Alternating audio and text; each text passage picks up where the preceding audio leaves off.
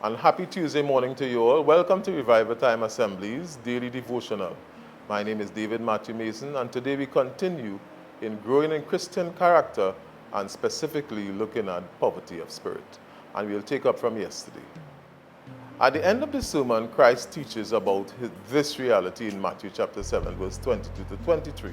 He describes the last days when many will say to him, Lord, we cast out demons, we did mighty works in your name. But he replies, Depart from me, you workers of iniquity. I never knew you. Paraphrase. These people confessed Christ as Lord and even practiced some good works, but they were not saved. They had never been born again. They never experienced a true heart change and therefore continued to live a life of iniquity. Some Christians have challenges letting go of old habits.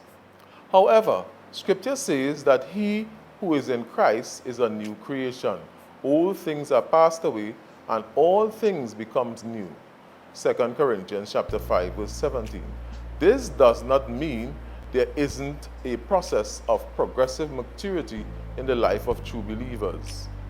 There is, however, if we simply continue living like the world, perhaps like those in Matthew chapter 7, verse 21 to 23, from Christ's description of these people, it appears that they were in church leadership, maybe those who served as probably pastors, missionaries, small group leaders, deacons, worship leaders. They are more prone to this deception, like the Pharisees and the teachers of the law.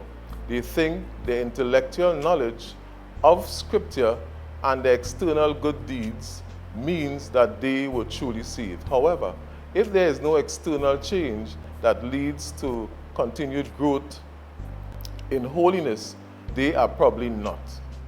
What does Christ mean by the first beatitude? Blessed are the poor in spirit, for the kingdom of heaven belongs to them. Definition of blessed. Blessed means to be happy. In ancient literature, the word was at times used of people or gods who were unaffected by poverty, disease, misfortune, and death. It reflected an inward contentedness that was not affected by the circumstances. In Scripture, it is often used of God, who is truly the happy one.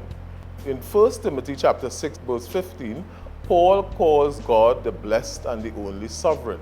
Therefore, man can only receive this blessing, this divine joy seen in Paul when he said he had learned the secret of being content in all circumstances, whether well-fed or hungry, whether in plenty or want, because God gave him strength in Philippians chapter 4, verse 11 to 13.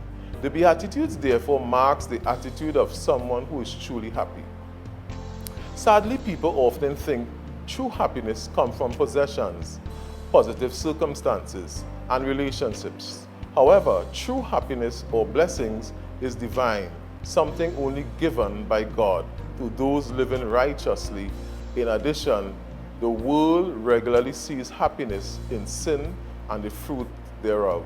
But true happiness cannot be attained without holiness.